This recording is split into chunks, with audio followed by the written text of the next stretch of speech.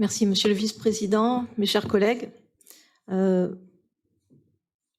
je remercie Monsieur le Vice-président aux Finances pour votre présentation de ce compte financier unique, un document qui clôture un parcours financier débuté par le ROB en mars 2022 et prolongé par nos débats sur le budget primitif en avril de la même année. Notre groupe votera favorablement le compte financier unique car nous considérons que les comptes sont sincères et fiables. Par contre, nous avons quelques remarques à faire sur les comptes d'aujourd'hui. Nos recettes de fonctionnement ont augmenté de 19 millions, dont 17 proviennent des contribuables de la métropole et de la hausse des bases. Or, seulement 42% sont allés aux investissements de notre métropole. Le problème n'est pas, comme l'ont dit certains dans cette assemblée, de regretter les 10 millions supplémentaires liés aux dépenses de fonctionnement. Le gouvernement a souhaité donner du pouvoir d'achat à nos agents, c'est une bonne chose. Nous avons fait face à une forte inflation et nous avons dû soutenir les associations de notre territoire. Ce qui nous préoccupe aujourd'hui, c'est le manque d'anticipation de notre métropole dans la mise en œuvre de nos investissements et sur les conséquences des investissements sur les dépenses de fonctionnement. Nous l'avions demandé il y a un an, une présentation d'un plan pluriannuel de fonctionnement en lien avec la planification des investissements.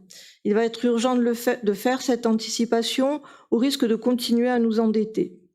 Nous le rappelons ici, c'était également une préconisation de la Chambre régionale des comptes. Notre programmation pluriannuelle des investissements se monte à plus d'1 milliard sur 12 ans, soit 89 millions d'euros par an. En 2022, nos investissements réels sont de 71 millions.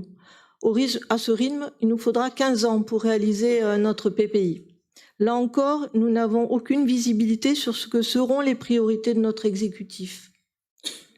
Lorsque nous regardons les dépenses réelles d'équipement par rapport à ce qui est prévu dans le budget 2022, c'est 4 millions d'investissements sur l'aménagement de l'espace public, donc 3 sur le volet mobilité, moins 4 millions sur l'urbanisme et l'habitat, moins 4 sur l'environnement, moins 8 sur l'accompagnement des entreprises, moins 3 sur d'investissements dans le domaine de la culture. Bref, les investissements réalisés sont loin d'être à la hauteur des prévisions et ce malgré une augmentation des emprunts de plus de 10 millions.